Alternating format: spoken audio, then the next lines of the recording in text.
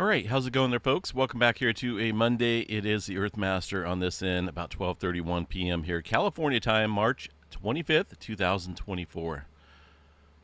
Latest activity here on the Earthquake 3D globe looks like a 2.3 up in the Alaska area. Also some movement there with a 2.6 in the green flag around the big island of Hawaii. We'll check out earthquake activity out here in just a minute. Want to cover space weather activity here. Since it's been kind of a hot topic here recently. Unfortunately, of course, no auroras last night. That is due to the stability there of the geomagnetic field, and also the BZ component there of the interplanetary magnetic field was shifted north the majority of the night. Really not allowing the solar wind stream to flow in and create these aurora conditions that a lot of folks here on the North American side here of the globe we're hoping for. Unfortunately, the opportunity to see a pretty decent storm down into maybe some of the mid-latitude states there, even Northern California, has passed, and it hit us at a wrong time yesterday morning. So unfortunately, we got to wait for maybe another one that could be headed towards Earth. Looking at the latest data here, we did have a very impulsive M flare last night. Let me show you guys here on the chart. See if I can get this to key up here. Going to be this one right here.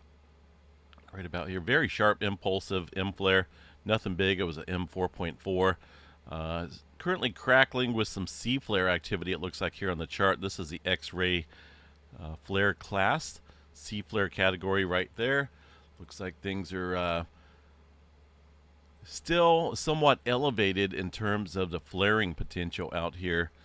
There's our massive sunspot region here that's been a source of numerous M flares, and of course the most recent M4.4 that popped up there last night. Still quite complex, getting a little bit of reorganization, it looks like, here across this end of the sunspot, so we'll continue to watch that. Also newer development trying to join in just south here, so it does harbor the potential for some further X-flare activity, but it is starting to drift further off here across the western limb of the sun. But we will watch this in the coming days while it's still within the Earth view for some stronger flaring. Overall threat right now, 25% chance for an X-flare, 85% for the M flare, and C flare at 99% chance. And of course, we're still seeing some proton events there. It does look like it's starting to dwindle away. These large proton events can last for a few days following a large Earth-directed flare. And of course, that X flare that popped off here with the subsequent CME is the reason behind all of these protons that charged protons that the Earth is seeing here lately, and that is affecting the polar regions and the sunlit side of the Earth. But it does look like things are dwindling down here a little bit across the unlit side of the Earth there, where people are sleeping. So things are kind of tapering off here a little bit after some elevated space weather activity. That is still a giant sunspot up here, 3615. We'll continue to watch that as it continues to push further to the western limb. Now, a little bit of unsettled conditions here, possibly over the next couple nights, but I don't think we're going to see too much aurora activity because of the current stabilization there of the BZ component tilted north. Looking at the aurora forecast here for the next 30 minutes, it looks like not a whole lot. Things are stabilized for now. All right, earthquake activity. Well, we did get that large CME hitting the planet yesterday. Doesn't matter really if it was on the North American side or over here across the Europe side. Did we see any elevated earthquake activity? It's been over 24 hours, and I have to go against this one here. As far as that CME activity stirring up earthquakes, I haven't seen any large earthquake activity, no unusual earthquake activity, no elevated movement anywhere in terms of that following that CME. Now, when we did get hit with the protons there following the X flare a couple days ago, we did see some large earthquake activity out here around the Papua New Guinea, literally hours after the arrival of the charged protons from the X flare. Once they hit Earth and started affecting the polar regions, we've seen a 6.9 pop up. So that's kind of one for the chart in relationship between space weather. But we got hit with a pretty massive CME here yesterday morning, and I see no large earthquake activity. I was waiting for it all night. Really nothing popped up here, folks. So I'm going to mark a negative on this one in the relationship because we have looked at this in the past in terms of large CME activity, large space weather events in relationship to triggering large earthquakes, and there's definitely a relationship between it, but it doesn't seem like it does it all the time. But we've checked this out before. We've looked at past historical big-time solar storms and seen that earthquakes, literally large earthquakes, followed within about 24 hours of a large space weather event, such as the one that we seen yesterday morning. But we're not seeing it here. What we are seeing, well, some fives, but those are always common out here on the globe, no matter where you're at. 5.5 well south here of New Zealand, around the Macquarie Island area. That coming in about 10 o'clock this morning, my time. So a little bit further uptick here across the region, but really no large movement taking place down there. New Zealand area did see a handful of deeper quakes out there yesterday, late last night. Notice these rings raised off the globe indicating some deeper movement. A newer quake here around the Solomon Islands area, it looks like. Got a 4.5 coming in about 10 o'clock this morning, my time here. 63 kilometers deep. But typical movement. This is just typical in terms of earthquake activity out here on any given day. Across the area of China, a little bit of movement up north with a 4-pointer. These are, again, earthquakes that can happen on any given day, regardless of space weather activity or not. But yeah, I don't see any major uptick, folks, following that CME. I'm a little shocked because, we've seen historically things really start to get on the uptick there following a large CME impact. All right, so what we do have, again, we'll move on. Clustering going on. This is very common here across this area. This is a crunch zone where the plates tend to, crunch up and all meet together, so to speak. That's about Taiwan southward here. Quite a few 3s and 4s, but that's very common on any given day, any given week, any given month, any given year. Out in the Atlantic, we did have that 5.5 from yesterday. Divergent boundary earthquake out there in the mid-Atlantic ridge. See if we got any effects going on there up in Iceland. Doesn't look like we've seen anything else out here. There's a 3.3. Let me see what we got. That is a little bit further up north, away from the Reykjanes Peninsula near Grindavik. That current ongoing eruption activity is down here with the orange triangle indicating the ongoing eruption. This 3-pointer definitely a ways up here into Iceland across a different rift zone here. So what is going on out at Iceland? Let's go see what we got for the latest data here, or at least the live stream, which I'm sure is still continuing here. There's at least one fountaining going on, one lava fountaining, beautiful flow of lava. Let me check out the other webcams here. There's at least 2 here. They're not showing these other ones. There has been at least a few of these continuing to stay in eruptive phase there across this area. And it looks about the same as what it did last night. It zoomed in a little bit more to these 2 specific regions of continuous output there of the lava. But it still looks active. Let's go check out the latest update here from the Icelandic Met Office. And, this one's put out the 22nd, so let's see what we got. Did they put out anything? Yes, they did here on this site. So, newest update is put out. I don't know why they don't update the translated English version there on their site, but to view the Icelandic language site here from the vedur.is site. You have to translate it, and it looks like it does a good job translating, and it's a more recent article here as well. So they're stating the eruption seems to have subsided, but as we just seen there, still looks like continual output there from those eruptive vents. High levels of SO2, sulfur dioxide, were measured over the weekend. Gas distribution. Let me see what we got here.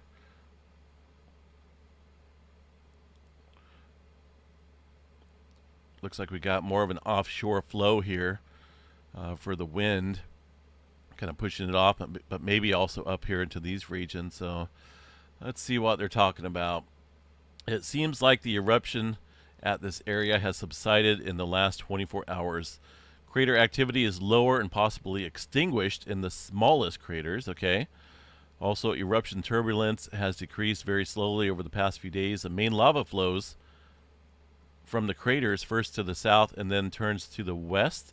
Over the weekend, lava continued to flow into this region here and has now filled it, but continues to thicken closer to the crater. So we're talking about a accumulation here of this lava just continuing to fill the lower levels of this area, the lower ground regions where water or lava would expect to flow, and just continuing to stack up on that, creating new land. GPS measurements over the last few days indicate that land rise or inflation is running in the Svartsengi area much slower than before. So that tells me right there that the magma is still continuing to flow from the deeper levels without accumulating underneath the Svartsengi region and then up to the surface area. Just a free flow of magma up to the surface. The risk assessment has been unchanged. We really haven't seen any elevated GPS activity anywhere that would indicate something else going on in the region, far as around the Grindavik area, which is good. But this is like day number 9, I think, of the eruption ongoing. And these guys seem to think that the activity has slowed down. But I'm still seeing at least 2 decent vents out here. And I can't really tell over here, but it still looks pretty active. And it's definitely ongoing. It hasn't completely stopped. Subsided is kind of a strong word for this, because that would mean that we'd be looking at least the majority of the vents, stopping the flow of eruption. But to me, it still looks fairly active, at least according to this live view. And this is live from Iceland. You can see many different webcams. They built up some beautiful cones out here. These are actually a lot larger than they look on the webcam here. But all this still kind of flowing to the south.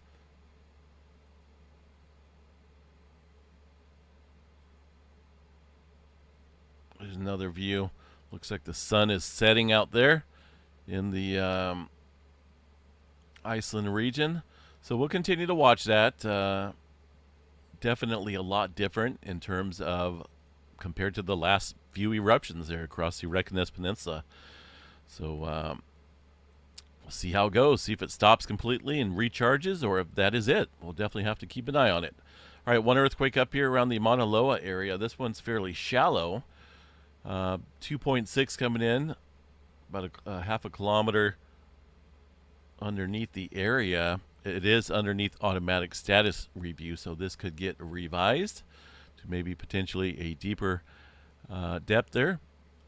As far as any volcano changes here across the Big Island, really not seeing anything in terms of earthquake activity. Let's give a quick glance here at the information from the USGS site there that monitors this volcano. They're doing daily updates, or weekly updates, excuse me. And the last weekly update here was put out on March 19th. So things may be updated tomorrow. We'll have to keep an eye out for that. But as far as any major changes go, I'm really not seeing anything across the area in terms of earthquake activity. Inflation is just going up and down, and that's very common. Stair-stepping a little bit here in the last 30 days. It may look like a lot on the chart, but it's really not. These are very small numbers and nowhere near what we had seen prior to this movement of magma that was accumulated underneath the summit region. That got shifted off towards the southwest rift zone, and we lost a huge amount of inflation from the summit region. We're starting to slowly go back up, but we're nowhere near what we were at before.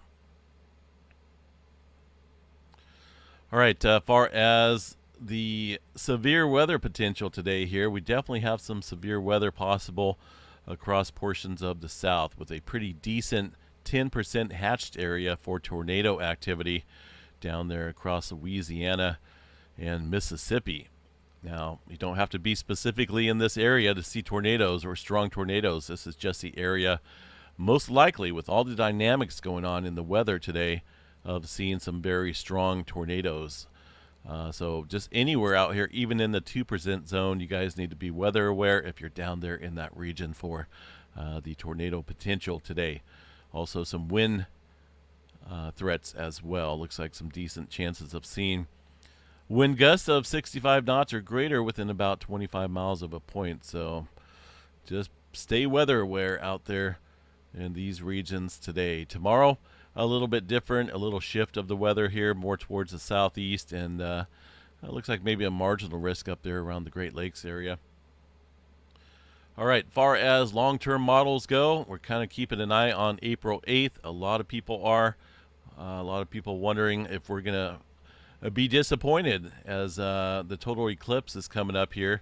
As we look at April 8th here, the time frame, there is some storminess nearby right about the time when we see that total eclipse across a lot of the totality line. Now there's a low pressure system up here. This is a ways out, so it's possible things could change. But I do see, what looks like some unsettled weather out there around that time period.